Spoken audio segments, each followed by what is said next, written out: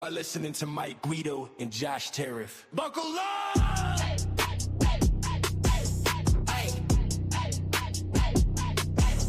Buckle up! And here we go. We are back for Mike and Josh. Exclusively on the Grid Network. Let me fix this. Come on, LeBron. Let's run it back! That's how we're starting the show today, is me fixing my crying LeBron frame. What a if there wasn't any type of symbolic moment, your LeBron photo at the start of the show starts tipping over. It's tilted. Have we seen the end of LeBron James? That is going to be discussed today on Mike and Josh. Just in case you are a first-time listener, hello, everybody. My name is Mike Guido. That's Josh Tariff. It is great to have you here exclusively on the Grid Network. We have plenty of stuff to go over today. I would say the NBA playoffs have been riveting as of so far. I mean, listen, we're going to start with this today, but the James Harden-led Cavs coming back from 2 down, winning 3 straight to now take the series lead, heading back home to Cleveland to potentially close out the series tomorrow night. Mm-hmm. We have seen, maybe we haven't seen more shocking things in sports than James Harden leading the charge for the Cavs on a 3-game win streak to come back from down 2-0. We will talk about that first. Again, LeBron, that's obviously a big topic. How do we see the Western Conference shaking out between the Spurs and the Timberwolves? Winner of that series obviously goes and plays Oklahoma City. How do we see that shaking out? Josh, you know what? To be honest, I kind of want to talk about the Knicks too. Sure. Because there are a lot of people that are saying, like, the East could very well be theirs. Like, they really think that the Knicks could be the favorite in the East. We'll see if we align with that thinking. The NBA draft lottery has taken place and finished. There isn't really a bona fide definite number 1 pick yet, right? I think a lot of people are talking about AJ Devanza. They're talking about Darren Peterson. They're talking about Cam Boozer. They're talking about a lot of guys, but the Washington Wizards are now getting the number 1 overall pick. Maybe the Wizards might not be awful next year. And to think of this, wait, so the worst team in the league got the first pick in the draft? And might not be terrible next year because of it. Wait, what? Who would have thunk? Oh, my God. So that's obviously coming up as well. The NFL schedule got released, or at least it is. What is it? What's happening? They're like the big releases tonight, but like the big days have been announced. Yeah, so they are teasing everybody. And then we do have a segment on NFL running backs, right? Devon Achane signed a big contract last night. And it's just like, it seemed to be a fairly big offseason for running backs getting paid, right? Yeah. Like, it really did seem to be that way. So we'll talk about that a little bit later. But first, Josh, before we get into anything else, right? Have you recovered from the Orlando Magic mishap from a couple weeks ago? What happened in the Magic? What happened? Ask Stuff the Magic Dragon. He'll be able to tell you. Oh, no. See, what I did was I went and visited the set of Men in Black because they still have it up in Hollywood. And they let me use that like pen to erase your memory. There you go. Now, and the only reason I know that I used that was because they told me afterwards they let me use it because I wouldn't have remembered using it. And so did something happen in the Magic? I thought it was just, a good season, but we, just something didn't work out. And now, we're just during the offseason. They won the finals and extended Jamal Mosley. That's what that. Oh, well, that sounds great. Go But Magic. You missed it because you erased your memory. Oh, man. I missed the good times. You missed the good times. Oh, all right. But I mean, why? What else could have possibly happened to the Orlando Magic? I mean, it's not like they would have blown a 3-1 lead to Detroit again, like we did the very first time the NBA first round extended to a best of 7. Mm-hmm. So that couldn't have, I mean, there was no way we would have been up, I don't know, 24 points in the third quarter or something. And There's no way you could have gone 0 for 23 from the field to close out a game. There's no way that could have happened. Oh, there's no, this isn't like we certainly scored within 45 minutes of real time. That would just be ridiculous. I mean, if you think that the Orlando Magic actually only scored 8 points in the fourth quarter of a playoff game, you'd be out of your mind. Yeah, certifiable, might I say. All right. So let's lead with this. The Cleveland Cavaliers tomorrow night are playing for a spot in the Eastern Conference Finals. They are favored. They are 3.5-point favorites in the game tomorrow night against the Detroit Pistons in Cleveland. They came back from down 2-0 in the series. Now they lead the series 3-2. James Harden, I got to tell you, was a really big part in their win last night. He absolutely was. 8 rebounds, 6 assists. He had 3 blocks last night on 8 of 21 from the field. Still not super efficient, but again, took a lot of shots. 11 of 14 from the free throw line. James Harden played a very big role in a game, by the way, where Donovan Mitchell did not necessarily play well. So again, Cleveland is they're finding ways to win over the past few games. Josh, what's your feeling, right? As of right now, I think if you would have asked us last week, right, I think the way we would have felt about this series would have been a little different, right? Detroit was obviously in control. Now, obviously, things have changed. Where do you stand now on the Cavs Pistons series? Well, I originally said that this series would be Detroit in 6. Obviously, that can't happen now, but you knew it was going to be competitive, thanks to guys like Donovan Mitchell, and then I talk about like different role players will definitely step up. Last night, Max Strus, 20 points, 6 of 8 from 3, off the bench for Cleveland. Yeah. Now, I will tell you what I was not expecting during this out of the Detroit Pistons is the fact that Paul Reed is outplaying Jalen Duren. Yeah. And by a mile, this current All-Star Jalen Duren, let me give this to you. I don't know if you saw this. Jalen Duren's regular season points per game compared to the playoffs has lowered by almost 9.5 points. Yeah. And no one has had a drop like that from regular season to the playoffs. No All-Star, I should say, since Wilt Chamberlain. In 1962. Wow.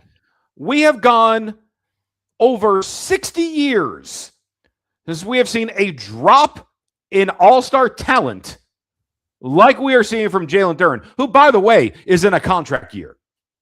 He's in a contract year. I mean, I will say the Jalen Duren matchup for Cleveland is a bad one for him. Right. Oh, yeah, I mean, because you're dealing with two people. You're dealing with Jared Allen and Evan Mobley. Right, Evan Mobley and Jared Allen, who are both terrific defensively. Yeah. It's a lot to deal with for a traditional big who doesn't shoot threes. Of course. So the matchup's bad for him. So with that said, it's also a situation because I will give James Harden credit. Games 4 and 5, he has played well. We're now getting into games 6 and 7. We're now getting into the second half of May. And he did you mentioned he did not shoot efficiently. Right. He only made 8 field goals and still had 6 turnovers. Yeah. So that turnover and amount of field goal competition, even with a great game that he absolutely had a great game. That's still the conversation with it. Yeah. So Now, though, as much as James Harden has been criticized in the playoffs, he's especially been criticized for the end of playoff series. For his sake, for the sake of James Harden, Cleveland has to win tomorrow at home. Now, yeah, I feel like I have some recency bias with this, that Detroit's been in this position before. Going into a game. How recently was that, Josh? I don't know, 2 weeks ago. Going into a game 6 on the road, they can certainly do it. And it's not like Cade Cunningham was having difficulty. He dropped 39 points last night. The supporting cast, because again, Jalen Duren is the biggest thing of this supporting cast, because if he is not delivering, then it's going to be real tough for the Pistons. But I mean, Tobias Harris had an awful night, and there was no Duncan Robinson. Yeah, which is also playing a big role, which is crazy to say, because was it a year ago he wasn't getting any playing time in Miami, and now he's like a huge X factor in the 1 seed of the Eastern Conference? I'm telling you, the NBA has gotten weirder and weirder. It really is. So, I mean, guys like, obviously, Tobias Harris is going to play better tomorrow than he did in Game 5. The question is going to be, can Jalen Duren don't have to be an all-star, but be a good supporting player and help slow down one of the 2 big men in Cleveland? Because if he doesn't do that, Cleveland will be on their way to the Eastern Conference Finals. Yeah. And then Mike Guido will be happy. I will be. You know, the thing is for me with the Pistons is that I just think, like, if Cade does not give them a high volume of points, right?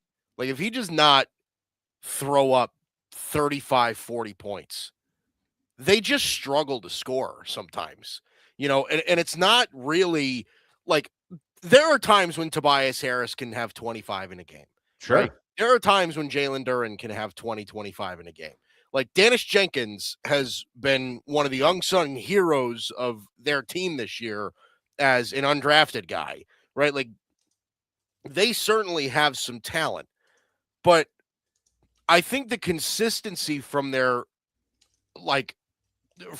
support, like you said, supporting cast, outside of Cade Cunningham, I just don't see where they get the consistent scoring from, right? Like, right. If you're Cleveland, your role, like, Donovan Mitchell on any given night is probably the best scorer on the floor, right? On most nights against most teams. James Harden can drop 35 points on a whim, right? Jared Allen, we've seen what Jared Allen can do, especially with a point guard like James Harden. Evan Mobley is one of the better 7-foot players in the league, right? And his offensive game is certainly developing. The amount of 3-point shooters, right? The depth of scoring that the Cavs have with Schroeder and Strus and Sam Merrill and the guys that can just shoot the lights out of the building. I just feel like the Cavs have so much more to throw at Detroit, where Detroit feels like, we need Cade Cunningham to be great, and if he's anything less than great, we're in trouble. You're absolutely right, because Detroit is definitely, I mean, and it's clear to anyone watching them, they are certainly defense first before offense. You brought up Tobias Harris. Let me put it to you this way. In 12 playoff games so far this season, Tobias Harris has scored at least 20 points in 7 of those 12. Right. Tobias Harris had 6 games during the regular season of 20 points or more. Yeah. Tobias has scored 20 points more often in this year's playoffs than the entire regular season.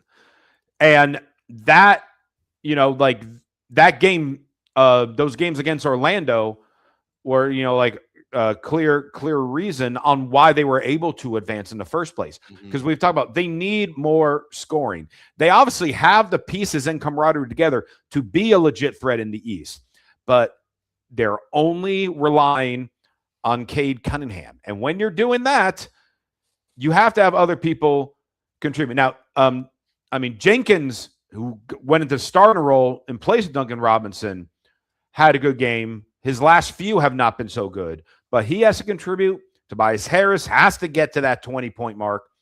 And again, it falls back on – if Jalen Duren gives you 15, the Pistons are winning.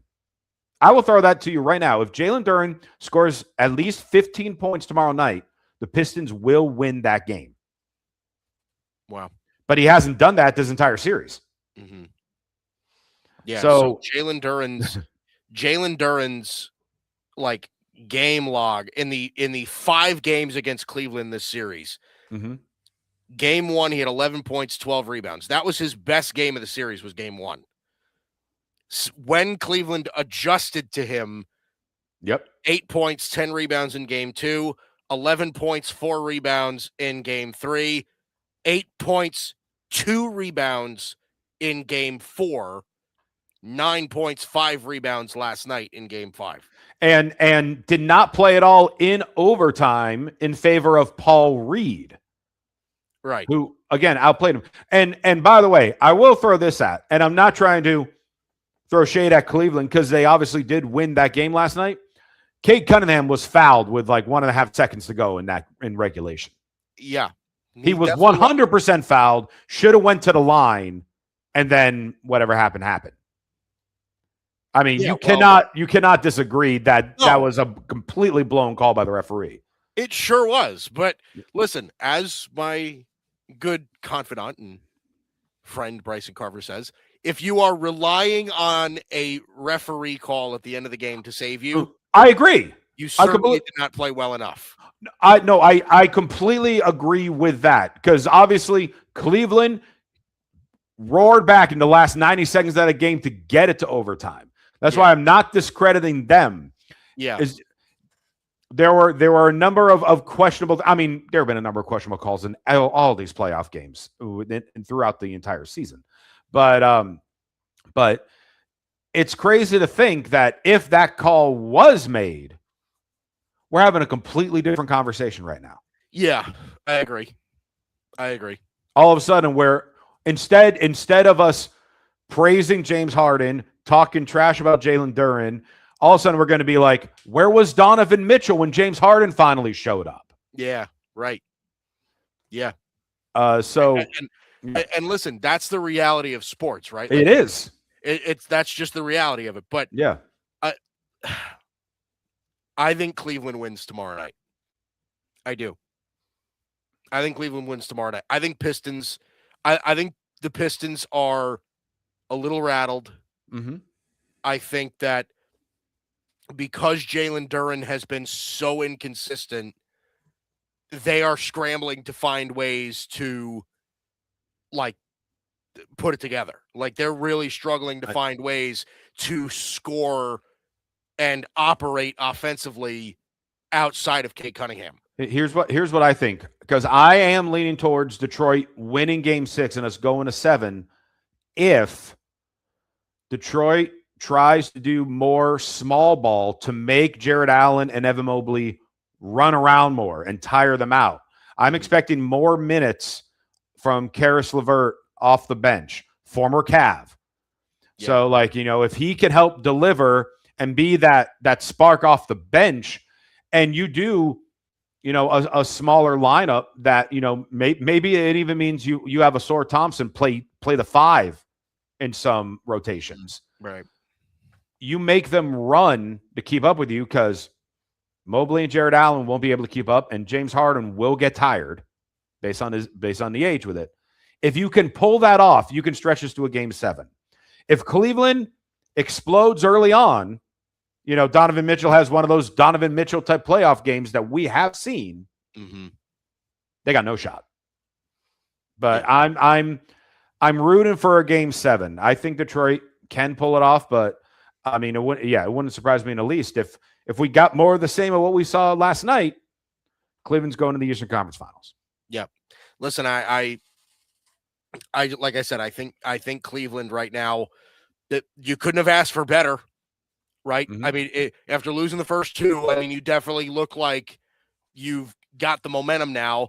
Obviously, a call went your way. You took advantage of that, and now you're going back home for a chance to close the series. And Detroit's backs are against the wall, right? Like Cleveland has had a fairly successful game plan against them pretty much since game one of the series, right? Like ever since game one, Cleveland's kind of answered back. So I think Detroit, and keep this in mind too, Karis LeVert's a former Cav, so is JB Bickerstaff. Like there's some vengeance, I think, going on here. But I also think, I don't know. I just feel that I think we're due for a big Donovan Mitchell game, like you said. And I also think it's like the Pistons are not. Well, you say we're due, but you say we're due. Game 4, he dropped 39 points in the second half. I get it. I'm not saying he hasn't had big games already, but what I'm saying is, like, Donovan Mitchell was bad in game 5. Yes, he was. He was bad in game 5. Donovan Mitchell will score 30-plus points in game 6. He will. I don't have any doubt in my mind that that's going to happen. All right. Let's go to break. When we come back, Josh, let's switch over to the Western Conference. Okay. Let's give our thoughts on that. The Spurs, by the way, the Wemby elbow to Naz Reid's face, that was something. I cannot believe he wasn't suspended for a game. Yeah. Yep. Well, listen, maybe that's something we'll discuss in a minute. Maybe. We'll be back. What up, Cowboys Nation? We are Cowboys Can Fan. You know, like Canadian fan. And we're big Dallas Cowboy fans. We live stream every Dallas Cowboys game with our unapologetic, intoxicated play-by-play and color commentary, and we guarantee you won't find anything like this anywhere else. We do that in the ring together? We told you not. So Bland was here to stay, baby. And if you like to have a couple cold ones, Crack him if you got him, son. Crack him if you got him, son. Crack him if you got him. And watch the Dallas Cowboys play football. You need to join us 1 hour before the Cowboys kick off. Throw your score prediction in our live chat. And if you're right, guess what? We'll send you a shirt. Some Can Fan merch. Click the link, check us out, and subscribe if you like what we do. Oh, and remember, BYOB. Yep. Oh, yeah. Bring your own boosh. What's going on, everybody? My name is Bryson Carver, and I'm the host of the Carving It Up podcast right here on the Grid Network, as well as my own personal YouTube channel, Carving It Up with Bryson Carver. On my show, talk about a number of the biggest topics in the world of sports, as well as culture and entertainment, and I include special segments such as Bryson's Best 10, The Ball View, and one of my favorites, Carving Up the Context. I also like to invite special guests on the show to get different insights and perspectives on topics, and most importantly, I love to hear from you, the audience, in the chat below. So check out Carving It Up 3 days a week, Monday, Wednesday, Friday at 6 p.m. Eastern, 3 p.m. Pacific time on YouTube, Facebook, X, and on Instagram. Check the show out anywhere you get your podcasts as well as on the YouTube channel. Appreciate you guys.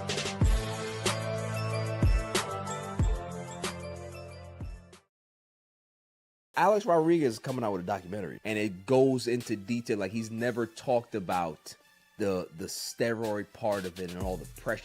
You will do a lot more desperate things to try to stay relevant, and you can see that he was straining to be this person that he wasn't, instead of just being the person that he always should have been. Just, I'm Alex Rodriguez, because of imposter syndrome. He had to be somebody that he wasn't. Goes to the Yankees, gets another big fucking contract. I empathize with that, because when you're this great player and people are looking at you and they're looking through you, it makes you realize that maybe Alex doesn't matter. I have to be A-Rod.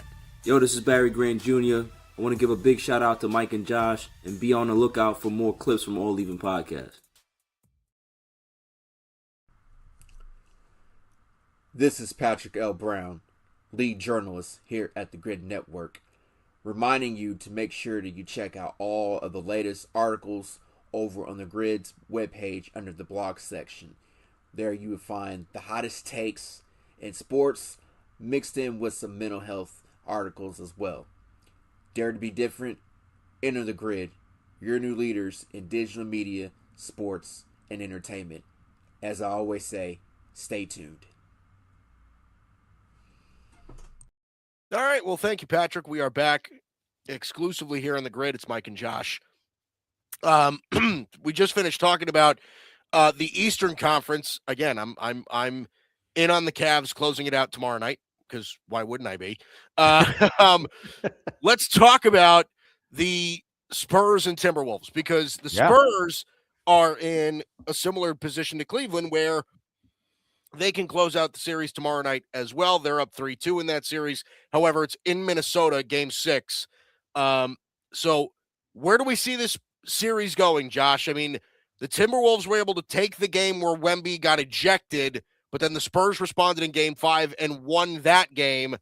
I mean, are we just waiting for the Spurs to win this series? What kind of chance are we giving Minnesota here? I mean, I love what Minnesota has done this season. I have said on this show, amongst other shows, I think I'm now convinced that Chris Finch is the best coach in the NBA today, based on what he's been able to do with his rotation, with all his injuries, etc. That said, this series is done tomorrow. Yeah. The Spurs will go in and defeat the Timberwolves, because it's not just Wemby. And that's the scary thing. Because we already know, we could go on and on about Wemby nowhere close to being in this prime yet and all this and everything. But you know who else isn't anywhere near their prime yet? Stephon Castle is nowhere near his prime yet. Dylan Harper is nowhere near his prime yet. The reigning 6th man of the year, Keldon Johnson, is nowhere near his prime yet. And they just hit you with blow after blow after blow from any position. Oh, and by the way, De'Aaron Fox is there too. You know, like, oh, by the way, you also have another all-star guard that is hanging out there. How about this for, you know, because you know me, I like looking up the fun, unique stats. Before their game 5, they were StatMuse compared Wemby's first 9 playoff games to Tim Duncan's first 9 playoff games. I'll read you. I'll just read it to you. There's no point in playing the game, but Tim Duncan, 20.7 points per game. Wemby, 20.4 points per game. However, Duncan was playing about 13 minutes more per game. Wow. Duncan, 9 rebounds per game. Wemby, 11.2. Blocks, Duncan, 2.6. Wemby, 4.2. So he out-rebounding more than 50% more blocks and the same amount of points in 13 less minutes. Oh my God. And again, that's just one player. Yeah. Right. That's not anywhere close to his prime yet. Yeah. This is a team, and I know I've said on the show, and I'm still going to be stubborn and hold pat to this. I do not think they will beat the Thunder. I'm still on the board with the Thunder get into the finals again. Yeah. But this team, I mean, between the Thunder and the Spurs, your Western Conference Finals for the rest of this decade is going to be the real NBA Finals. Because it's just going to be those two battling it out. Yeah, I mean, I think I don't think we gave San Antonio enough credit for how deep they are. Mm-hmm. Like, this team has so many different ways to beat you. Yeah. They just do. Like, obviously, Wemby is insane, but, like, De'Aaron Fox is a stud. Stephon Castle's a stud.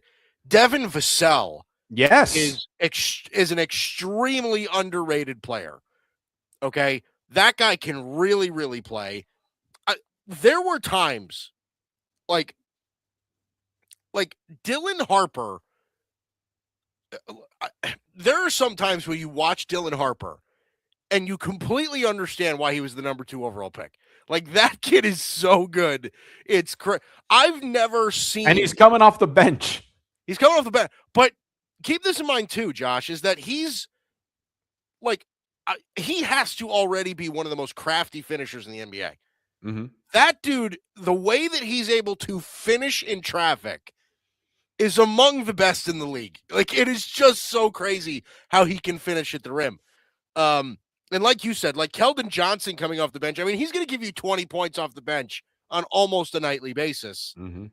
I just, you never get a break with the Spurs. And you can even, and they have a couple like older guys like Harrison Barnes and Kelly Olynyk. I mean, they didn't play much in this last game. Yeah. But they will still come off the bench and help deliver, but more so help guide and teach these young guys with their playoff experiences. Yeah. So you have the young core, you have the all-star caliber players, you have the vets that are there willing to teach. It's not them first. It's not, hey, where are my minutes type players. They have all the pieces needed to build title contenders. Yeah, I love the young talent on this team. I really do. Like, it really is a good mix. Like, outside of Wemby, like, you're talking about, they're 2 guys from this year's draft, right? Dylan Harper and Carter Bryant. Mm-hmm. Like, those guys are like, they're both logging very, very quality minutes in meaningful games. Again, what Stephon Castle has done for them is insane.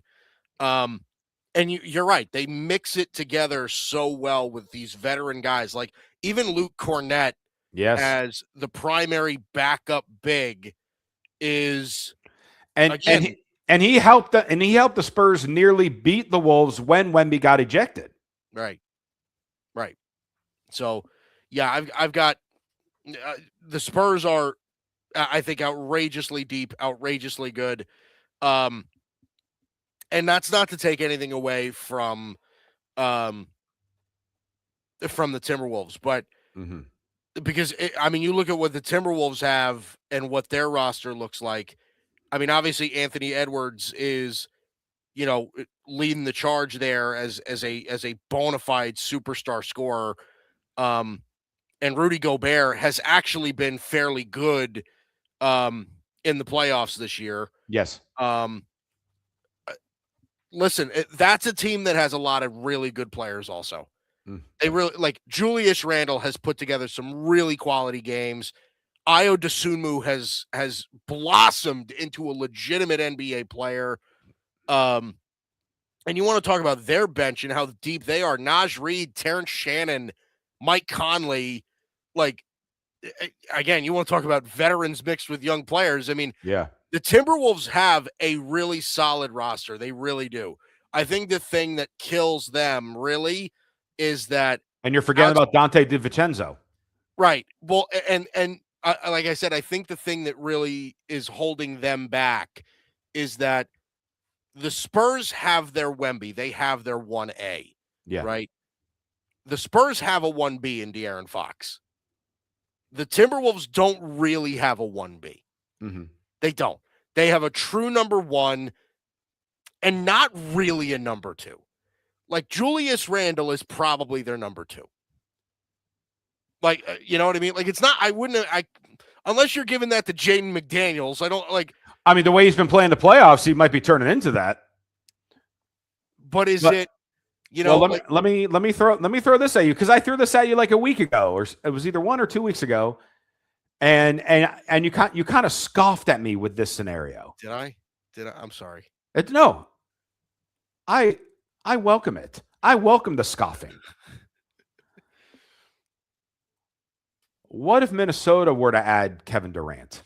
And I mentioned Detroit a couple weeks ago.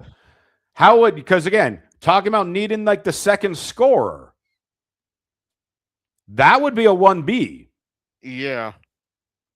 I mean, it does. It makes sense. It does. Right. It'd be some type of trade involving Randall and whoever knows what else for Durant.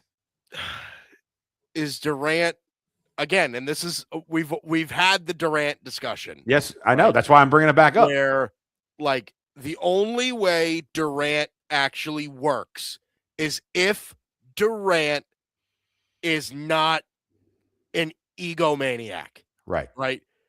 If Kevin Durant can go to Minnesota and be the 1B to Anthony Edwards. And don't they have a great relationship, Ant and Kevin Durant? Doesn't Ant like look up to Durant or something like that?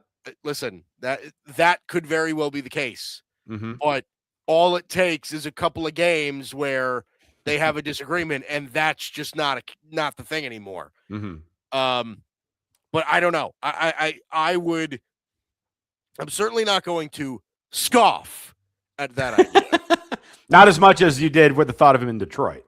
Yeah. Well, yeah. That I just don't know I buy yet. But this one actually kind of makes sense. Mm-hmm. This one kind of makes sense. Again, like, Anthony Edwards is very, very alpha, right? Like, he's a big time, I need the ball at the last second. Yeah. If Kevin Durant's also going to be that guy, then maybe it doesn't. I need it, like I said, wherever Kevin Durant goes, in order for him to actually serve his purpose, he needs to put everything aside. Mm-hmm. So that's what I mean. That's really where I fall on the whole thing. But I think Minnesota has a very, very bright future. Yes, I really do. And there's no reason, at least in my mind, why they can't be up there with the Spurs in Oklahoma City. Like, I think, because I think the Lakers are due for a drop. I think, obviously, depending on what happens with Durant, I think the Rockets could be headed for a bit of a drop, right? Like, I really don't know what the direction of the Rockets is anymore. I used to be super high on them because of the young talent they have. Yep. But I don't know where I stand on it anymore. They had a year to really do it, and I don't know. Again, like, Minnesota, Oklahoma City, San Antonio, and Denver, I think, are the four teams where we were talking about it in the East, right? Where we were like, all right, the Cavs, Detroit, Boston, and the Knicks. Like, those were really the four teams in the East that I thought could win the finals. I feel pretty similarly to that in the West with Minnesota, Denver, Oklahoma City, and San Antonio. Like, I think those really are going to be the four powerhouse teams heading into next year. So, again, we'll see. All right, let's take a break. When we come back, Josh, I want to talk about I do want to talk about the Knicks a little bit. Sure. I want to see how much we buy into them. Are they the favorite no matter what to come out of the East, regardless of what happens with Detroit and Cleveland? We'll discuss that a little bit as well. I'll even throw this question out there. Are the Knicks as well positioned to win an NBA Finals as they've been since the 70s? We'll discuss that coming up next.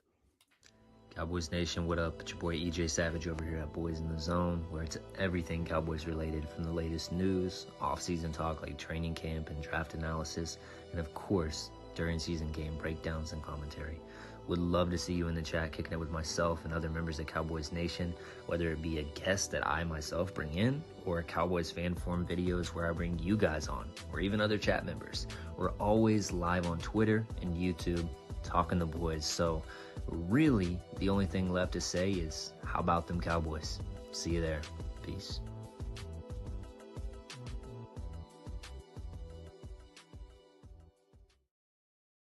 Hey, what's going on? My name is Tim Barnett, and welcome into the Boston Sports Summit.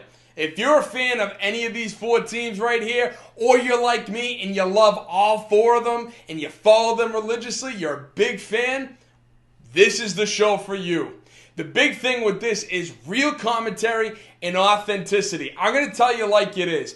If we're great, then we're great. But if we suck, I'm going to tell you that we suck and we need to improve. I'm also not afraid to call out our ownership or front office for making bad decisions. Just like I'm not afraid to call out our coaches or our players for screwing some things up or doing great. All right? Because that's what this show is all about. It's about authenticity. So listen, if you're a fan of any of these teams or you're a fan of all four of them, check me out, the Boston Sports Summit, every Wednesday, live at 7 p.m., and it's electric, all right? We're going to go into some great detail about the Sox, Patriots, Celtics, and even the Bruins. And, hey, you might even get a guest appearance from my little puppy here. So, it's a great show. Don't forget to tune in every Wednesday, 7 p.m. You can also follow me on all socials on Instagram, X, and YouTube, Boston Sports Summit. So check us out. It's a great show. It's a great time. Hope to see you there. God bless. What's going on, y'all? It's Arthur Hurst from the Grid Network, letting y'all know to check out the Saturday morning tailgate starting at 10 Eastern every Saturday. Check us out on YouTube, X, Instagram, wherever you get your podcasts. Tune in for some humor, some great analytics between me, my boy Bryson, and Tim. Again, Saturday morning tailgate every Saturday at 10 Eastern on the Grid Network. See y'all there.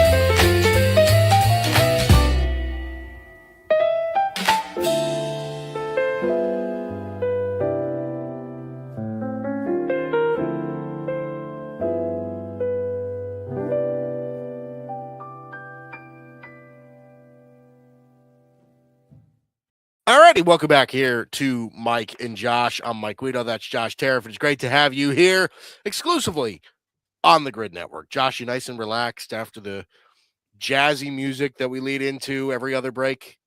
I mean, it felt like I was just kind of like taking a bath. Just like and like that's an image. What I try to do on this show is provide award-winning images. It's all about the imagery. It's right.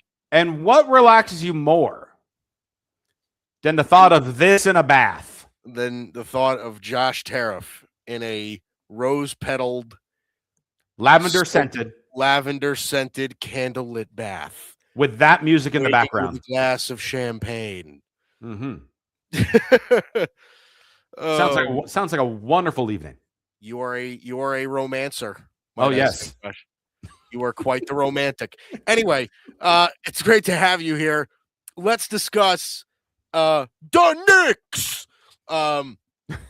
Let's talk about those New York Knicks.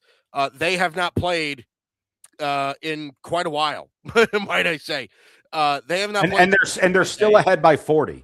They're still ahead by 40.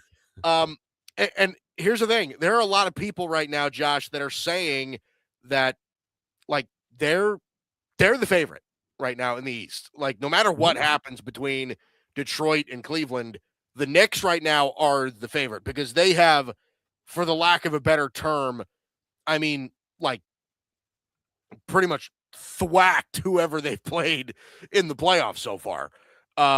right? Like after losing 2 in a row to Detroit, I mean, they have just been rolling. I'm sorry, not Detroit, Atlanta. They have been rolling in the playoffs, obviously sweeping the Sixers in a mostly non-competitive series. Right. I mean, they really, really took advantage of that. So where do you stand on this? Based on what we've seen in the playoffs so far from them, and obviously with Detroit and Cleveland, that series is going to come up to a finish in the next couple of days, if not by tomorrow night. No matter what happens, Josh, do you feel right now that the Knicks are the favorite to represent the East in the finals? There's no question in my mind they are the favorite to represent the East. I mean, we were talking about that when Boston got upset by Philly, and then we knew that the Knicks would get the 76ers in the second round. You and I said on the show, this is the Knicks Eastern Conference to lose. Yeah. They have just been nothing short of dominant. And mind you, one of their key players has been hurt. So, I mean, like, we've talked about how great the Thunder have been out west without Jalen Williams. Well, the Knicks have had a number of games without OG Anunoby, who should hopefully be back by game one. And right now, the Knicks have an average margin of victory of just under 19 points a game in this year's playoffs. Yeah. Yeah, and that includes the 39-point win over Philly that we just saw, and the 51-point massacre in Atlanta that we were live on the air during. So this, I mean, you want to talk about a team that is like overall healthy and just hitting at the right time. Yeah. And that's kind of the case of how it was really last year with the Pacers up until the finals. The Knicks should be cakewalking to their first NBA finals of the century, because the last time they were in it was 1999. And there are going to be some people that think, oh, they might be able to pull it off and win. They're not going to beat OKC or San Antonio. They're not going to win the finals, but they are definitely going to get there. I mean, the way the Knicks are playing, I don't care if it's Detroit or Cleveland. I would be shocked if that series goes more than 5 games. So, wow, really? I would be shocked if the Knicks do not eliminate whoever it is quickly. Yeah, I'd be shocked if it goes 6 with whoever the Knicks play. Wow. I know the fun rhyme is Knicks in 6, but New York's going to thrive in 5. So there you go. So, okay. I too believe that the Knicks right now are the favorite in the East. I definitely do. And it hurts me to say that. I will say if the Cavs advance to the Eastern Conference Finals, I think it'll be a good series, but I do think the Knicks probably win in 6. That's probably the way that I see it. I'll be honest with you, Josh. I'm not sure they're not going to beat OKC or San Antonio. Like, I am kind of a believer a little bit. Now, here's the thing. You're listening to too much Stephen A. Smith. You're shaking your head. God, I don't remember the last time I've watched him. Jeez, I really don't know. I don't remember the last time I watched him. Anyway, I just feel like the Knicks. First of all, the Knicks are on a heater right now, right? They're on a full-blown heater. They are playing as well as any team in the NBA right now. I think Oklahoma City and San Antonio are both better teams than the Knicks are. That doesn't mean they're going to win, though. Like, that to me, I think you could be, by the end of the NBA Finals, we could very easily be talking about how Jalen Brunson is the greatest Knick player of all time. Like, all time? Like, I think we could be talking about that. So, here's the thing. The way the Knicks are built, they are long. They are great defensively. Yes. Right? Mikal Bridges is a fantastic defensive player. OG Anunoby is one of the better perimeter defensive players in the league. Mitchell Robinson, when he's in, is one of the best rebounders in the league. He's a terrific rebounder, and he's a great rim presence. He's a good shot blocker. Yes. So, like, they have guys that can fill up the lane, pretty much lock up the perimeter. I think that goes really well for what they are. And again, you're talking about teams that have 1A and 1B, right? Mm-hmm. Jalen Brunson and Karl Anthony Towns are very easily 1A and 1B.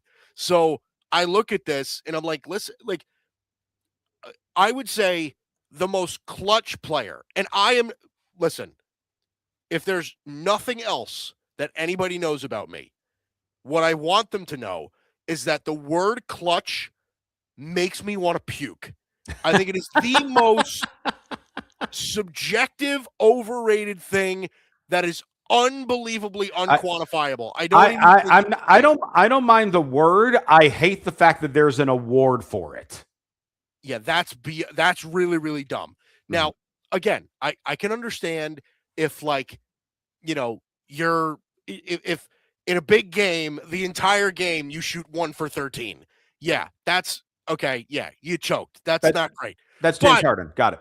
But, like, if you're LeBron James and you score 40 points and have 10 rebounds and 15 assists in the first 3.5 quarters, and then you miss 3 shots at the end of the game, sorry, it's not your fault that you lost.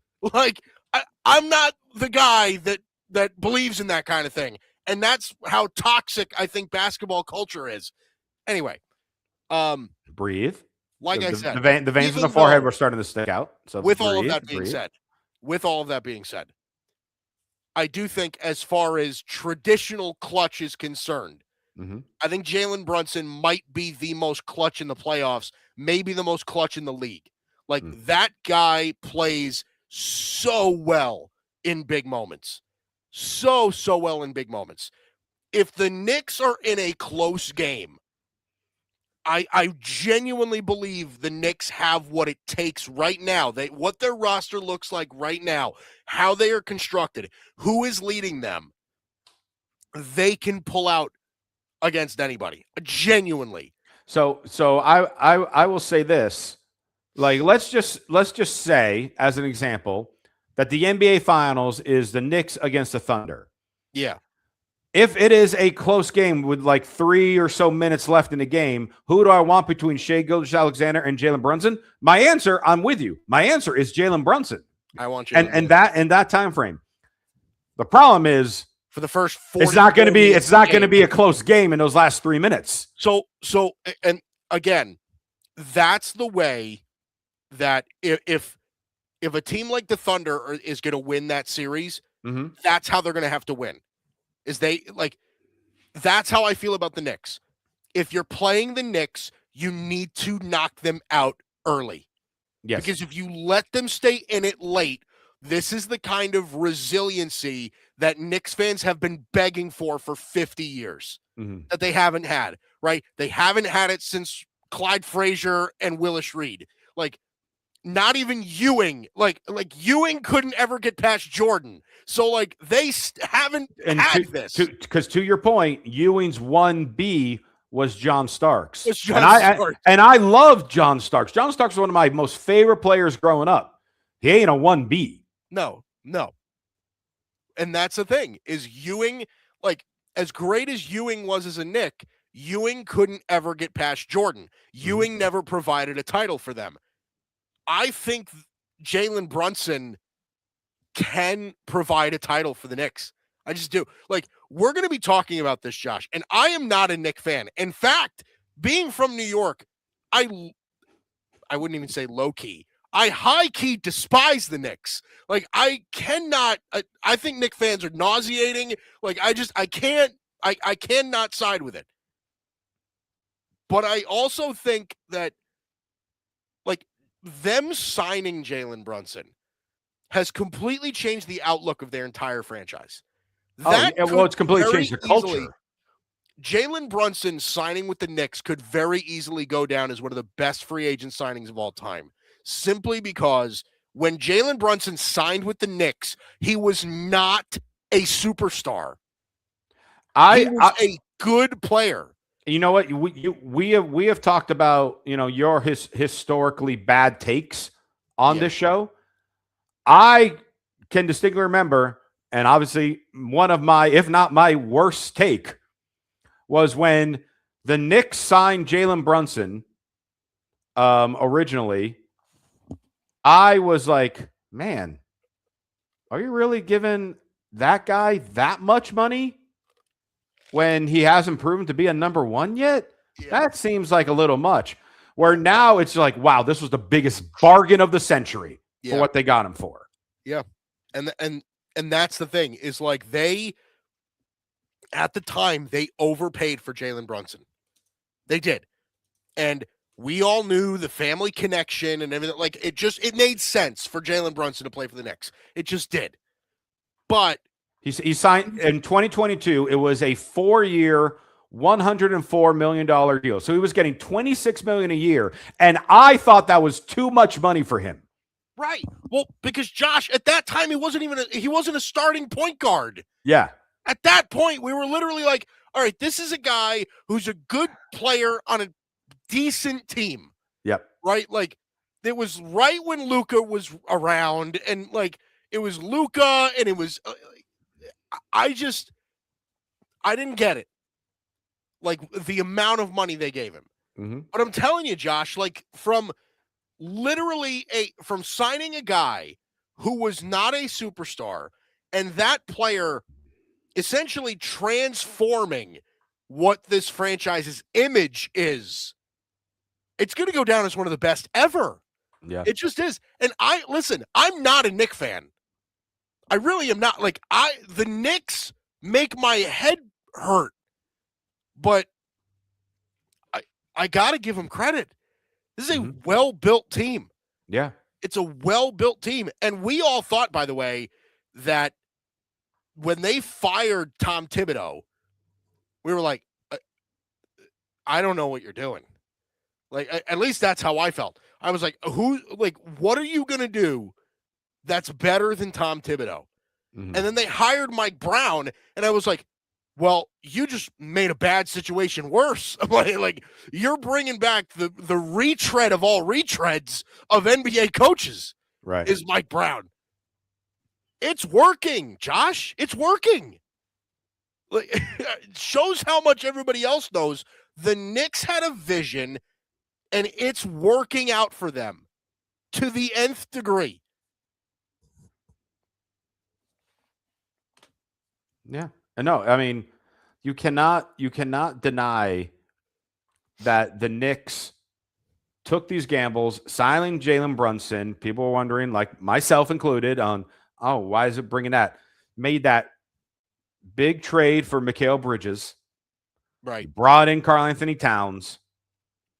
And then obviously the other pieces started to fall. Like you got Josh Hart. You got OG Anunoby from Toronto. That's where it was before that, right? Yeah. Yep. Yeah. We talked about during this year's trade deadline how much we loved them adding Jose Alvarado off the bench. So they built the squad, and it's one of those things where I want them.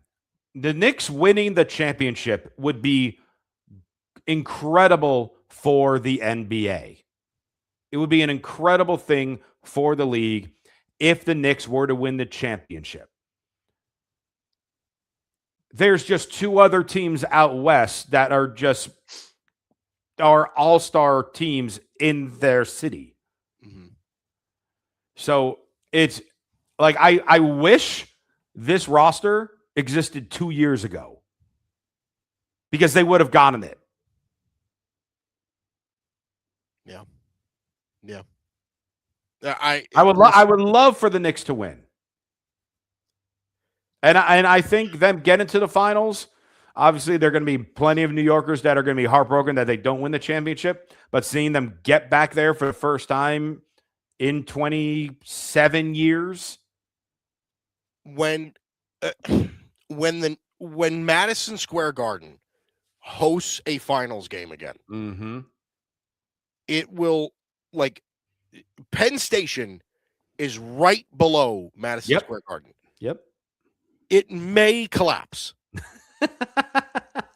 The foundation may fail in that building. It is just insane. But you know what? Ben Stiller and Tracy Morgan will pay for the damages. They might have to. I don't know how much the two of them and Timothy Chalamet. They will combine their funds, and they're just be like, no, we got this because we're gonna destroy stuff in Celebration. Is Spike Lee contributing to that or no? Oh, Spike Lee is overseeing the destruction. Yeah. All righty. Hour 2 coming up next. What up, Cowboys Nation? We are Cowboys Can Fan. You know, like Canadian fan. And we're big Dallas Cowboy fans. We live stream every Dallas Cowboys game with our unapologetic, intoxicated play-by-play and color commentary, and we guarantee you won't find anything like this anywhere else. We do that in the ring together? We told you not so bland was here to stay, baby. And if you like to have a couple cold ones, Crack 'em if you got 'em, son. Crack 'em if you got 'em, son. Crack 'em if you got 'em. And watch the Dallas Cowboys play football. you need to join us 1 hour before the Cowboys kick off. Throw your score prediction in our live chat, and if you're right, guess what? We'll send you a shirt, some Can Fan merch. Click the link, check us out, and subscribe if you like what we do. Oh, and remember, BYOB. Yep. Oh, yeah. Bring your own boosh. What's going on, everybody? My name is Bryson Carver, and I'm the host of the Carving It Up podcast right here on the Grid Network, as well as my own personal YouTube channel, Carving It Up with Bryson Carver. On my show, talk about a number of the biggest topics in the world of sports, as well as culture and entertainment, and I include special segments such as Bryson's Best 10, The Ball View, and one of my favorites, Carving Up the Context. I also like to invite special guests on the show to get different insights and perspectives on topics, and most importantly, I love to hear from you, the audience, in the chat below. So check out Carving It Up 3 days a week, Monday, Wednesday, Friday at 6 p.m. Eastern, 3 p.m. Pacific time on YouTube, Facebook, X, and on Instagram. Check the show out anywhere you get your podcasts as well as on the YouTube channel. Appreciate you guys.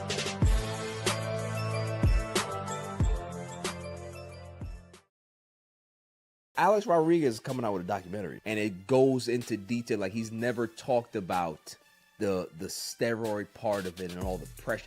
You will do a lot more desperate things to try to stay relevant, and you can see that he was straining to be this person that he wasn't, instead of just being the person that he always should have been. Just, I'm Alex Rodriguez because of imposter syndrome. He had to be somebody that he wasn't. Goes to the Yankees, gets another big fucking contract. I empathize with that, because when you're this great player and people are looking at you and they're looking through you, it makes you realize that maybe Alex doesn't matter. I have to be A-Rod. Yo, this is Barry Grant Jr. I want to give a big shout out to Mike and Josh, and be on the lookout for more clips from All Even Podcast. This is Patrick L. Brown, lead journalist here at the Grid Network, reminding you to make sure that you check out all of the latest articles over on the Grid's webpage under the blog section. There you will find the hottest takes in sports, mixed in with some mental health articles as well. Dare to be different?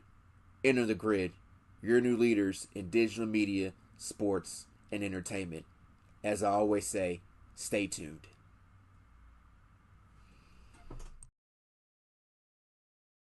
You are listening to Mike Guido and Josh Tariff. Buckle up!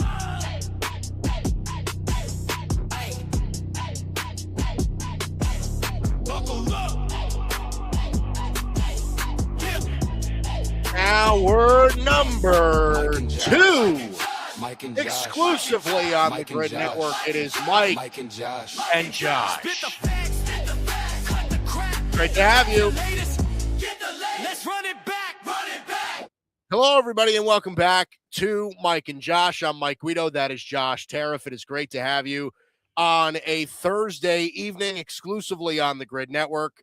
Plenty of stuff still to go over today. It was all NBA in hour number 1, breaking down everything as far as the conference semifinal series remaining, what they've looked like. And then we kind of glossed over the Knicks a bunch. It really was a Knicks love fest for the last 15 minutes of that hour, which I can't imagine is going to happen all that often anymore, but it happens. So if you're a Knicks fan, you might want to dial it back and check that one out, as it may be a once-in-a-lifetime opportunity for you. Wow. We have plenty of stuff to cover today. The NBA's, I'm sorry, not the NBA. The NFL schedule has been released. It is now official. We'll start talking about some of the big games potentially coming up. Who has the toughest schedule going in? We'll discuss that as well. The NBA draft lottery results are in. The Washington Wizards are getting the number 1 overall pick. All of that coming up in this hour. Let's begin, Josh, however, with the illustrious career of LeBron James. I've heard of him. I'm surprised you have. He's kind of have you ever seen, by the way? He's a quiet fellow, that guy. Have you ever seen this Instagram page called Nick Knows Ball? It sounds familiar. So it's this guy who the main thing for his page is trying to prove if people have something called EBK, which is elite ball knowledge. Okay. And like the big thing is, like, if you get a deep pull, you need to like name a player, like an obscure NBA player from like 2003, like 13th man on the bench. Like that proves you have elite ball knowledge. So some of the videos that they do are like, hey, prove to me you have elite ball knowledge, and somebody will say like, oh, Rajon Rondo, and he'll be like, what? Like, everybody knows who that is. That's not elite ball. It's that kind of thing, and it's hysterical. So I tune into a lot of that stuff. So what you're saying right now, Josh, is that LeBron James could be considered elite ball knowledge. I mean, only the most detailed insiders have heard of this guy from let me pull up my notes. Yes, Akron, Ohio. Akron, Ohio. Home of the Zips. Fellow Zips unite. I told you my LeBron. I told you my LeBron story from college, right? I told you this story on the show before. I don't know that you have. Okay. You may have, and I don't remember, but. So when LeBron was in high school, he went to St. Vincent St. Mary High School, which is just down the street from the University of Akron. Yeah. They would play their home games on at the University of Akron's court because so many people wanted to go see LeBron. They needed a bigger space in their high school gym. Mm-hmm. I could walk in and sit wherever I wanted for Akron Zip basketball games, but I was never able to get a ticket for St. Vincent St. Mary High School with LeBron James there. But I went to school. Played for the Akron Zip. You want to talk about deep pulse 13th man? I mean, that was me for the Akron Zips in 2002. But I was in school for music, so I performed with the University of Akron School of Music, and there are like all different schools around the country where like that high school or that local college might come to the elementary, middle, high schools and put on concerts, like the bands and orchestras for the school. You're required assemblies to watch culture, watch the arts of all these college students in tuxedos and nice black gowns, performing Mozart or whatever. Yep. And so I would every year be going to St. Vincent St. Mary's High School and performing in the orchestra or whatever for the required assembly of all the students there, which tells you that I have performed for LeBron James. Because he was required to be at these assemblies. And so, I mean, I'm sure he was, enthralled and incredibly entertained by my performances with the crash cymbals and the xylophone and all that. But yes, that my claim to fame is that I can say that I have performed for LeBron James. I wonder if he remembers you. I'm sure he doesn't. I know for a fact he would not remember a single ounce of any of those assemblies. Oh, man. I really wonder if, like, you ever talk to him, if he does remember the stuff like that. You know what I mean? Yeah. I really am curious. Hopefully one day I'll get to chat with him, because I'll tell you, there are two people from the NBA that I want to chat with and ask pivotal questions. LeBron, it's, hey, do you remember going to these assemblies so I can prove that, yes, I did perform for you? And the second one would be to meet and ask Shaq, why did you break my heart at age 14, where I treated it like my first breakup when you left the Orlando Magic to go to the Lakers? Yeah, that'd be a good one. My bar mitzvah theme was Shaq and the Orlando Magic. Wow. I had T-shirts made. I don't know why I'm sharing this with you. I have T-shirts made for my bar mitzvah that all the kids got, with a picture of Michael Jordan and Shaq playing basketball. And it says, you and me, one-on-one, winner gets to go to, other side of the shirt, Josh's bar mitzvah. Oh, that is so funny. Oh, that is so funny. That's so funny. Oh my gosh.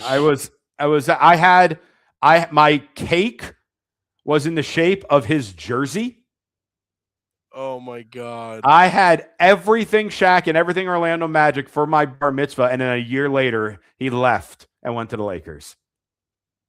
Oh my God. I can't even believe that. That is so funny. Oh my goodness. So anyway, I just like hold on a second. Yeah, I know. It takes a moment that takes a minute to absorb. After that takes a minute to absorb. Yeah, oh man, that is good. That's great content. Holy moly. Do you still have one of those? Tell me you still have one. Oh, I definitely have at least one back at my parents' home in Massachusetts. Oh my, okay. So your homework for next week is to either have one of your parents take a picture of one of those shirts or something, so that we can plaster it on this screen. Oh my God, Josh, that has to happen. Oh, that is so funny. Wow. I literally just texted my mom to try to send me a photo. There you go. I'm telling you right now, if we could get it by the end of tonight, that would be no promises. I mean, no. She's on East Coast with you. And who knows? I mean, my parents it's just 8:14 here on the East Coast, and both my parents are in their 70s, and they're either partying up or already in bed. It's one or the other. Listen, that's more than understandable.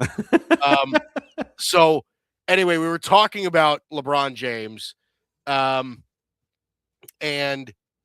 next season, Josh, yes, would be LeBron James's age 42 season. Mm-hmm. He averaged 21 points a game this year. He averaged 7 assists. He averaged 6 rebounds. He shot 51.5% from the field, and he shot 32% from 3, which is actually a little bit lower than what he has in years past. In 60 games this year. He is the all-time leader in games played. He has played more games than anybody else in NBA history. More wins than anybody else. What's that? More wins than anybody else as well. Right, exactly. So a 22-time All-Star is LeBron James. He has made the All-Star team every single year other than his rookie year, where he averaged the same amount of points that he averaged this year. And by the way, this year he led his team in points and assists in the playoffs. Yeah. LeBron I will say this. LeBron in the playoffs this year was outstanding. LeBron was great in the playoffs this year for the Lakers. Just great. Again, when you run into the Oklahoma City Thunder, like, sorry, like, I think you're just losing that matchup. But I don't know, Josh. Have we seen the final LeBron James game? Is the career over for LeBron James? No. If you're still dropping more than 20 points a game, you're not done yet. You might be done in purple and gold, but you got at minimum one more season. I know it feels like he hasn't been there for that long. At least it feels like that for me. 8 seasons. He has been with the Lakers for 8 seasons. He's been with the Lakers for 8 years. He was with Cleveland for 11. So here's the thing, Josh. I'm shifting the conversation for a second. Is LeBron James considered at this point an all-time great Laker? I would think he is. Now, obviously, in the lore of the Lakers, you're going to have Magic above him. You're going to have Kobe above him. You're going to have Kareem above him in terms of Laker greats. Yeah. But after those 3, I mean, he's then, jumps up into the conversson as far as number 4 or 5 in terms of With Laker Shaq greats. and right. I mean, I would put Jerry West at 4 probably. And then like Shaq and LeBron battling for the number 5 spot for Laker greats. Here, I heard this on the radio yesterday, and I thought it was a fascinating question, and I'm going to present it to you. Shout out to the legendary Mason and Ireland show on ESPN 710 out here in LA. They asked the question: if you took just LeBron's career as a Laker, the 8 years as a Laker, is LeBron James a Hall of Famer? If he only played 8 seasons and it was those 8 seasons with the Lakers. I have the overall stats in front of me, so I can just tell them to you. Yeah. He had 25.9 points a game, 7.7 rebounds, 7.9 assists were his career averages as a Laker, won a title, All-Star every season. Yeah. Yes, he is. Just from those 8 years. He's a Hall of Famer. Yep. He is. And this is like, I will always die on the hill that LeBron's the greatest ever. But I will say, I don't think LeBron's career is over. I do think LeBron is not going back to LA. I do think he's leaving LA. And I think the only way he does leave LA is if it is his final year, if next year is in fact his final year, he will spend it in Cleveland. He will start his career in Cleveland. He will finish his career in Cleveland. I feel that makes the absolute most sense. It's the most poetic. It's the best type of storybook type thing. And realistically, depending on whatever the Cavs end up doing in this year's playoffs, if they hold on and get to the conference finals, and then you and I both think, though, the Knicks are going to surpass them. Mm-hmm. If LeBron will go into there knowing that he is not the number 1 option, you can argue whether or not he'd be the number 2 option. But adding him with what they have now, because since he's a free agent, they don't have to trade away. You have to adjust some salary, I'm sure. Mm-hmm. But could that be the missing piece? Now, we're both in agreement that is more than likely and the best suitor for him. Mm-hmm. But I'm going to throw one curveball at you as far as a possible suitor. Why does he leave LA? Why doesn't he? To Why the doesn't he go to the Clippers? Clippers for 1 Dude, year? no way. For 1 season. Why would he do that? Because when you have a team with a healthy Kawhi that's locked in, finally healthy Kawhi, I might add, and you got Darius Garland now, and you got Benedict Mathurin, and you have the number 5 pick, and you got a couple other young pieces. The Clippers, looking into this next season, have a better outlook than the Lakers do based on their contracts and setups and everything. So if they're set on family doesn't want to go anywhere, they have a home in LA, they want to stay in LA, etc., why not make a giant splash and maybe for 1 season try to beat – obviously you want to win a championship. I'm not saying Clippers are going to suddenly win the championship with that and LeBron. Yeah. But have the Clippers beat the Lakers next season. Like that would be that would turn into his goal. Could he help lead the Clippers to go farther than the Lakers? I think while Cleveland is the definite shoe in, I think a fun curveball could be the Clippers. That would be gross. I can't even begin to describe how disappointing that would be. You'd be disappointed in that. Oh my God. Why would you be disappointed? Now, is it just if I said any other team, would you still be disappointed just because it wasn't Cleveland? Or are you disappointed over the thought of it just being the Clippers?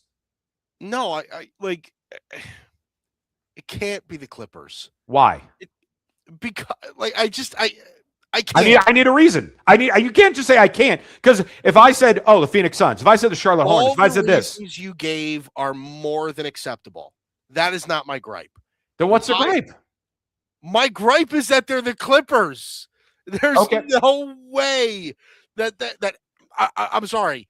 There's no way that LeBron would leave the Lakers to play 1 year with the Clippers.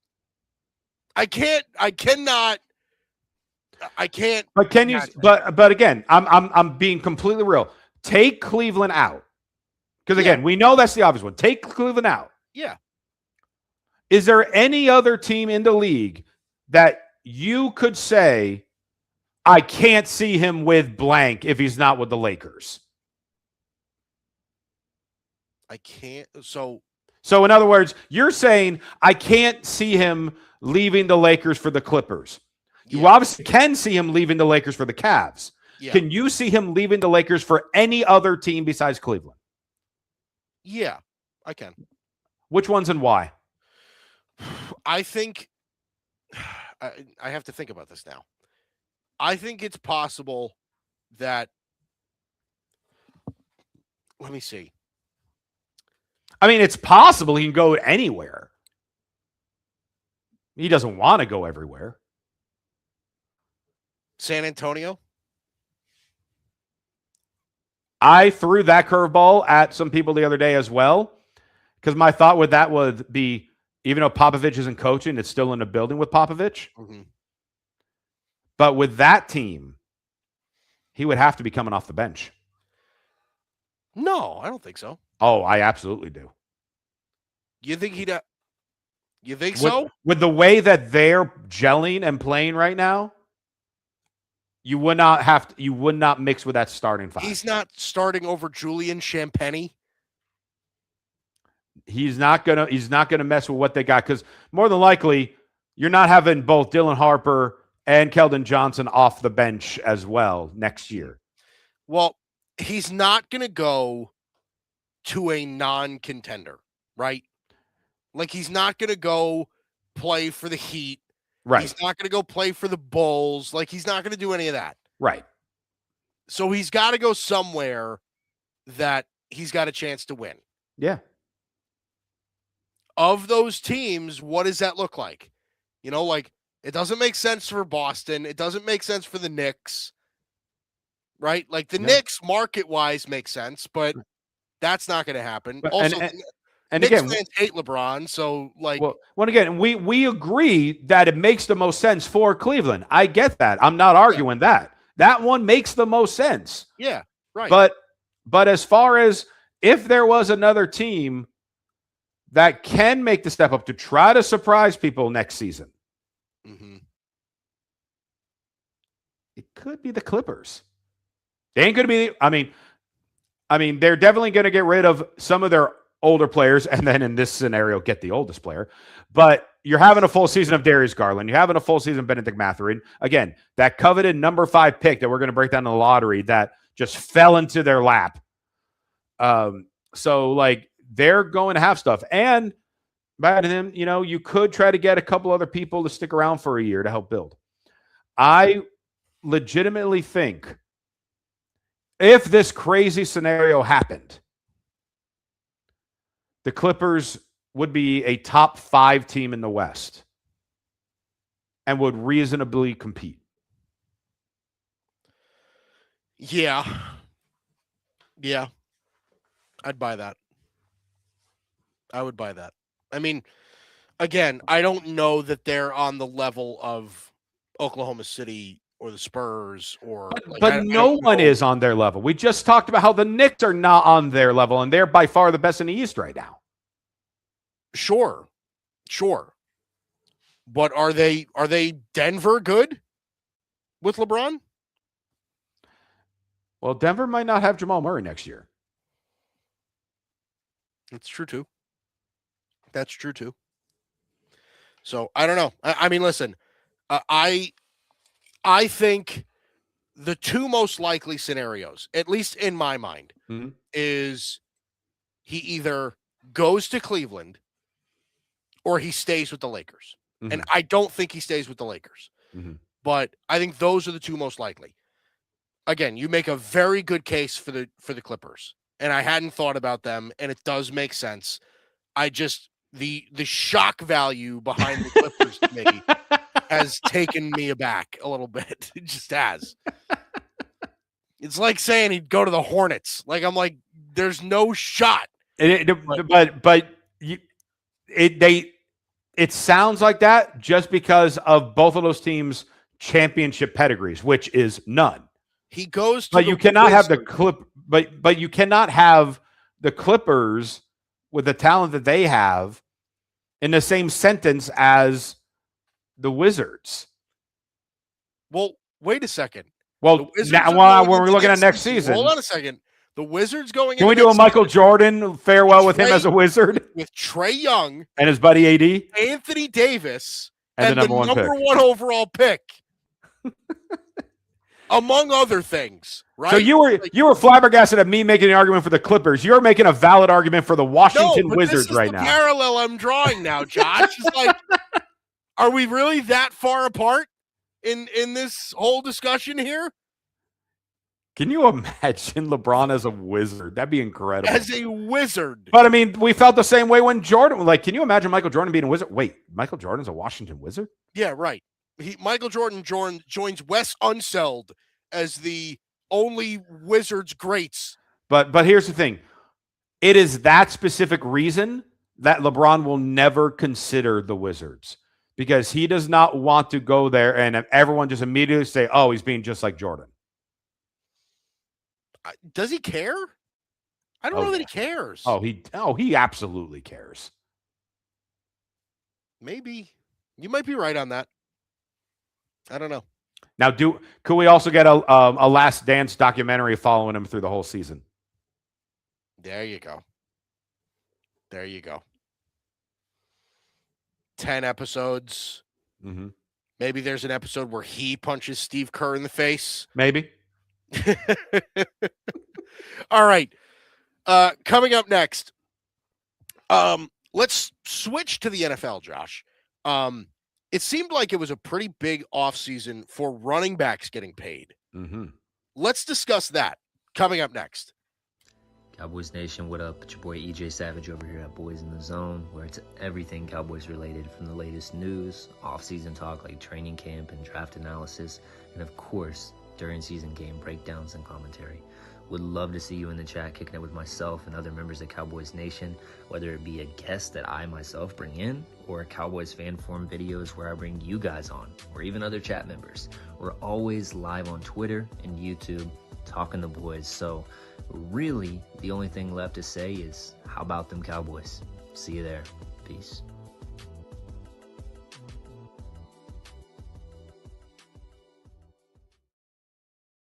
Hey, what's going on? My name is Tim Barnett, and welcome into the Boston Sports Summit. If you're a fan of any of these four teams right here, or you're like me and you love all four of them and you follow them religiously, you're a big fan, this is the show for you. The big thing with this is real commentary and authenticity. I'm going to tell you like it is. If we're great, then we're great. But if we suck, I'm going to tell you that we suck and we need to improve. I'm also not afraid to call out our ownership or front office for making bad decisions, just like I'm not afraid to call out our coaches or our players for screwing some things up or doing great. All right? Because that's what this show is all about. It's about authenticity. So listen, if you're a fan of any of these teams or you're a fan of all four of them, check me out, the Boston Sports Summit, every Wednesday, live at 7 p.m., and it's electric, all right? We're going to go into some great detail about the Sox, Patriots, Celtics, and even the Bruins, and hey, you might even get a guest appearance from my little puppy here. So, it's a great show. Don't forget to tune in every Wednesday, 7 p.m. You can also follow me on all socials, on Instagram, X, and YouTube, Boston Sports Summit. So check us out. It's a great show. It's a great time. Hope to see you there. God bless. What's going on, y'all? It's Arthur Hurst from the Grid Network, letting y'all know to check out the Saturday morning tailgate starting at 10 Eastern every Saturday. Check us out on YouTube, X, Instagram, wherever you get your podcasts. Tune in for some humor, some great analytics between me, my boy Bryson, and Tim. Again, Saturday morning tailgate every Saturday at 10 Eastern on the Grid Network. See y'all there.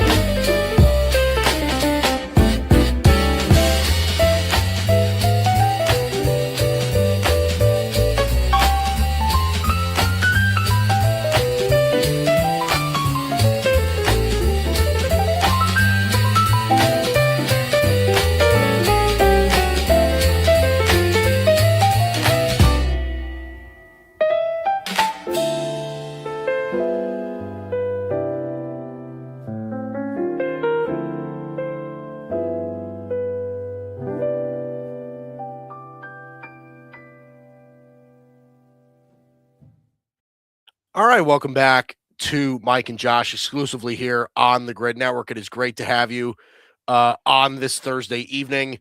Mike, before we get on with this, I do have some breaking news for you.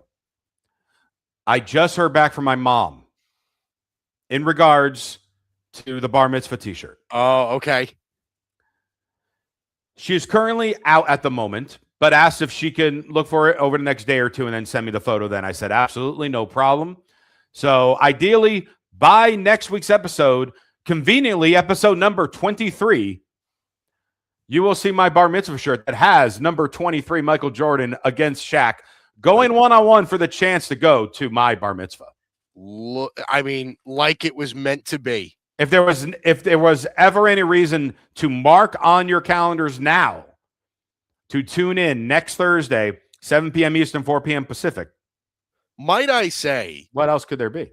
Might I say, by the way, Mm-hmm. how symbolic this episode has been? Why is that?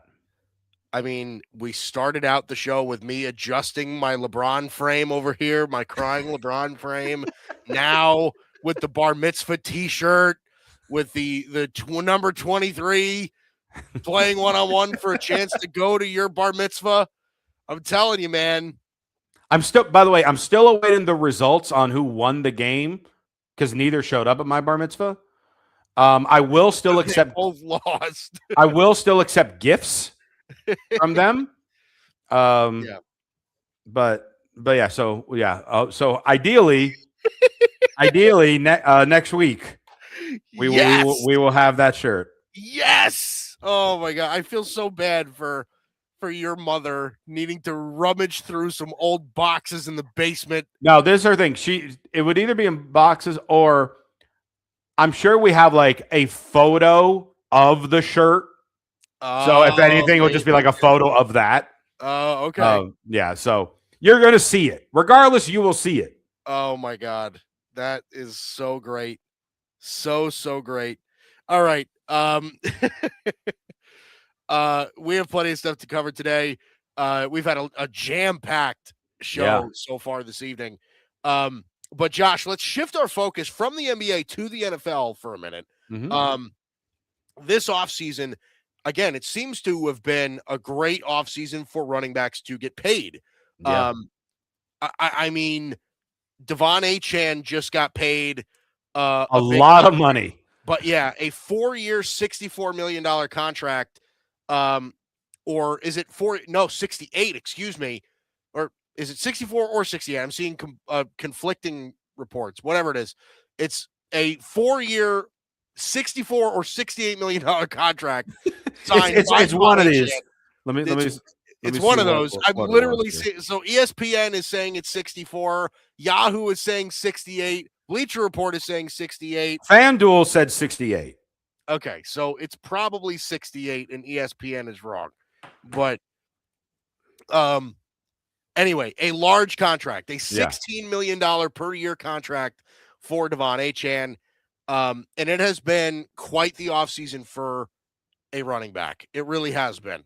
And he's not the only one, right? Kenneth Walker getting paid. Yeah. Travis Etienne getting paid. Do you have that graphic by chance? I do. So just to give you an idea, this is the look right now for running backs in the NFL who have gotten paid this offseason. Obviously, if you start at the left, Jeremiah Love, who was the 3rd overall pick in the draft by the Arizona Cardinals. But so this guy, Jeremiah Love, got $53 million before he took a single snap. I know. That's his rookie deal. That is his rookie deal. Which is more than, with the exception of Devon Achane on this graphic, more than Breece Hall, Kenneth Walker, and Travis Etienne are receiving. Yeah.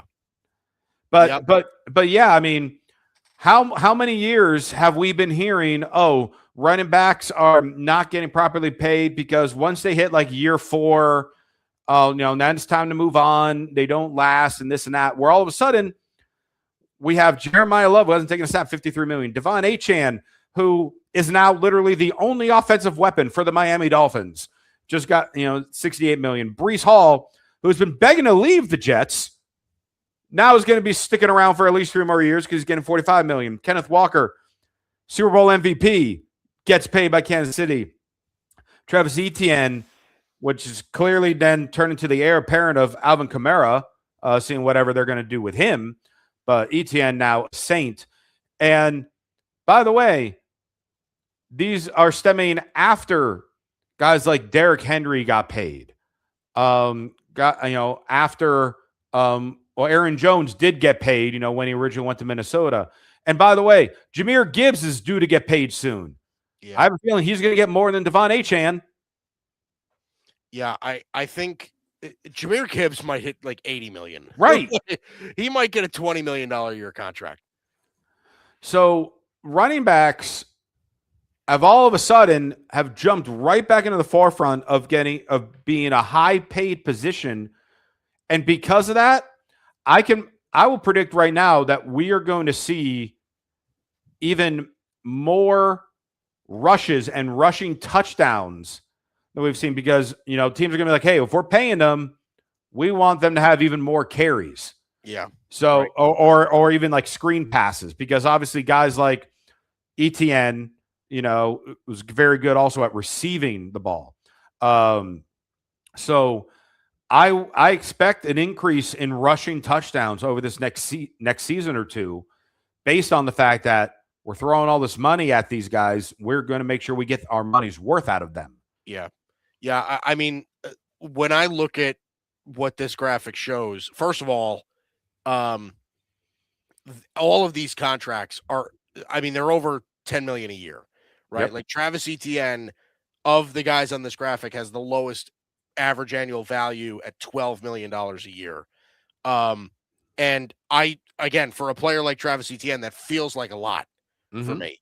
Now look, if you look at, just the running back position as a whole, I've always been somebody that says if the player is good enough, right, I don't mind taking a running back early in the draft. I don't mind signing running backs to a big deal if they're good enough, right?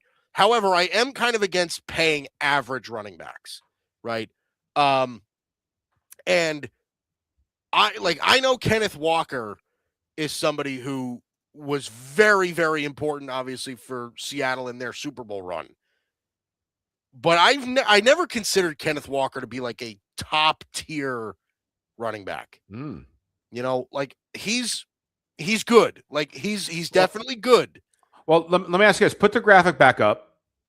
And so let me ask you, I want to take Jeremiah Love out of this because he hasn't taken a snap yet. Yeah. But go ahead with the other four: Devon Achane, Breece Hall, Kenneth Walker, and Travis Etienne.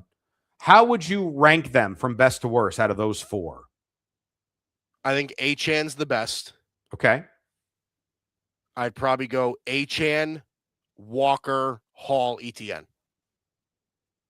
I agree with that. So based on that, though, you're questioning the amount of money that Kenneth Walker's getting paid, yet he's getting less than two guys that you put him above of those four. Yeah. Yeah, but that's the thing. Like I'm not even considering Kenneth Walker overpaid. What I'm really kind of saying is that I think Kenneth Walker and running backs like Kenneth Walker are more replaceable than guys like Devon Achane.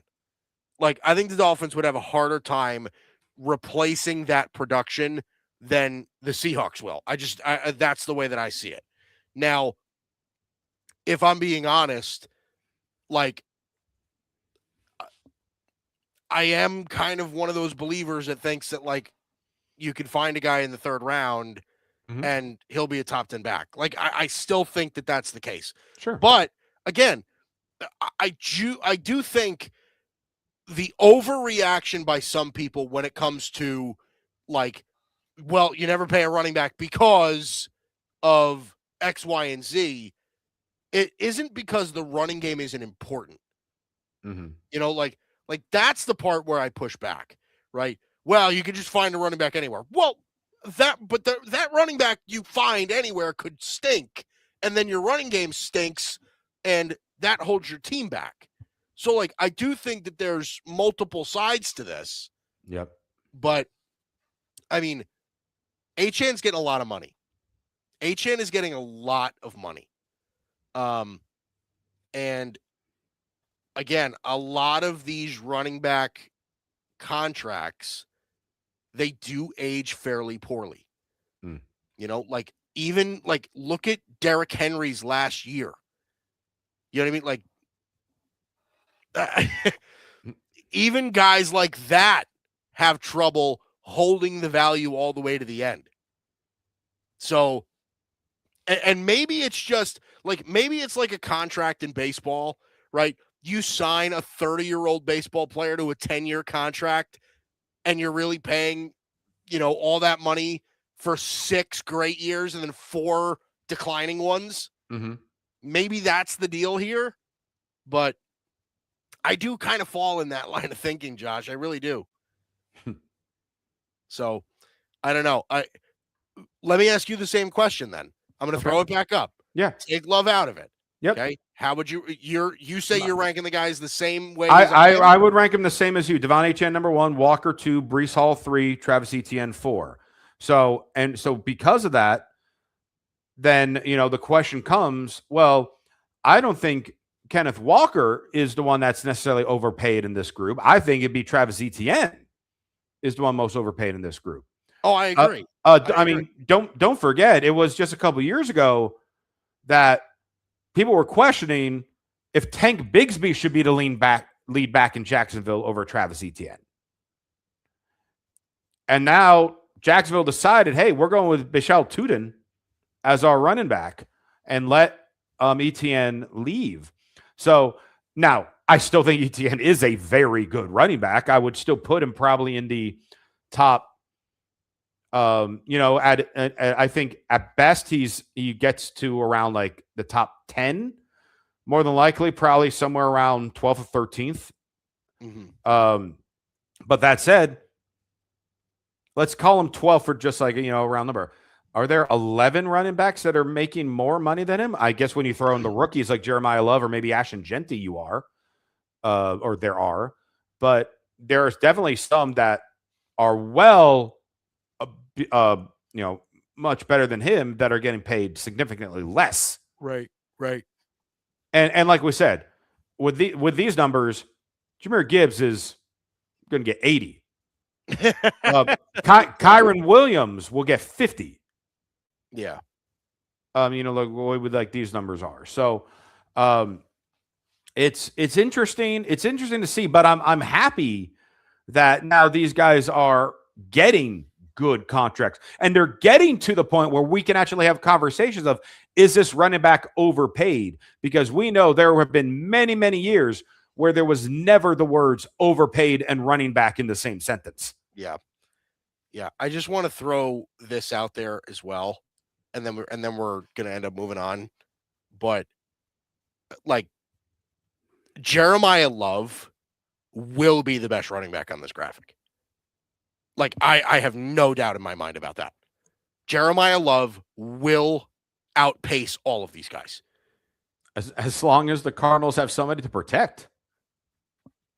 I mean, we saw it with Ashton Genty last year, right? Where Genty struggled to really reach that potential because the Raiders had nothing else. Yeah. And the Cardinals are not as bare as the Raiders were, but they still, the Raiders do have some the Cardinals do have some offensive skill position players and, some semblance of a quarterback, at least who's been around for a long time. But I think Jeremiah Love is a special talent. I think he's going to end up being a bargain at that price. I really do.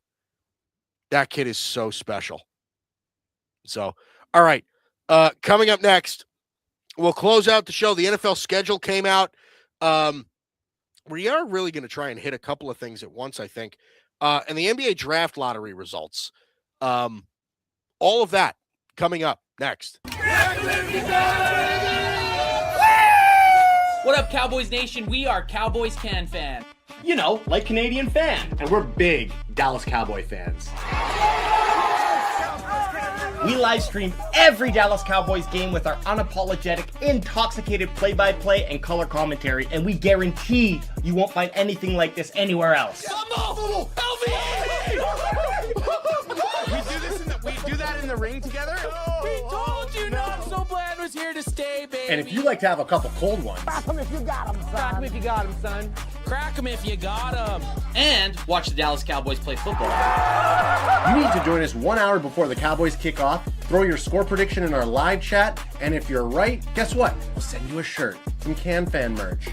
Click the link, check us out, and subscribe if you like what we do. Oh, and remember, BYOB. Yep. Oh, yeah. Bring your own boosh. What's going on, everybody? My name is Bryson Carver, and I'm the host of the Carving It Up podcast right here on the Grid Network, as well as my own personal YouTube channel, Carving It Up with Bryson Carver. On my show, talk about a number of the biggest topics in the world of sports, as well as culture and entertainment, and I include special segments such as Bryson's Best 10, The Ball View, and one of my favorites, Carving Up the Context.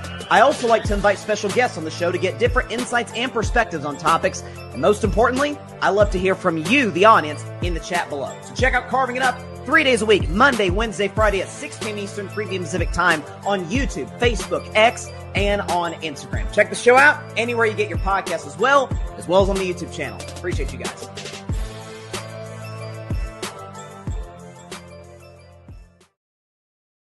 Alex Rodriguez is coming out with a documentary, and it goes into detail. Like, he's never talked about the steroid part of it and all the pressure. You will do a lot more desperate things to try to stay relevant, and you can see that he was straining to be this person that he wasn't, instead of just being the person that he always should have been. Just, I'm Alex Rodriguez, because of imposter syndrome. He had to be somebody that he wasn't. Goes to the Yankees, gets another big fucking contract. I empathize with that, because when you're this great player and people are looking at you and they're looking through you, it makes you realize that maybe Alex doesn't matter. I have to be A-Rod. Yo, this is Barry Grant Jr. I want to give a big shout out to Mike and Josh, and be on the lookout for more clips from All Even Podcast. This is Patrick L. Brown, lead journalist here at the Grid Network, reminding you to make sure that you check out all of the latest articles over on the Grid's webpage under the blog section. There you will find the hottest takes in sports, mixed in with some mental health articles as well. Dare to be different? Enter the Grid, your new leaders in digital media, sports, and entertainment. As I always say, stay tuned.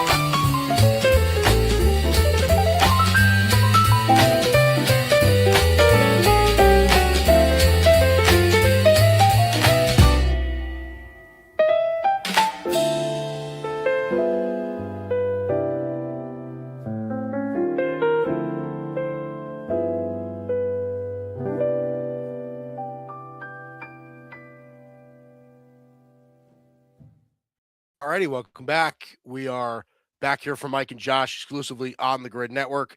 Josh, let's start this last and final segment, might I say. A bit redundant.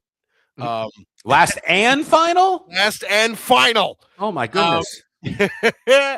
With the NBA draft lottery results, the Washington Wizards are the owners of the number 1 overall pick in this year's draft, followed by the Utah Jazz, the Memphis Grizzlies, and the Chicago Bulls to round out the top 4.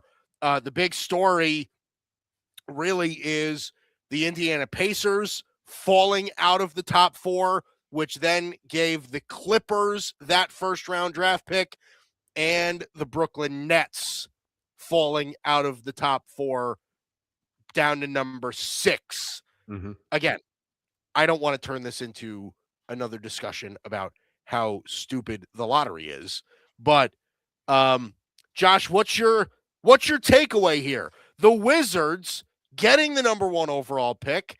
Listen, this could turn the Wizards around based on what they've done over the course of the year so far, and now getting the number 1 overall pick.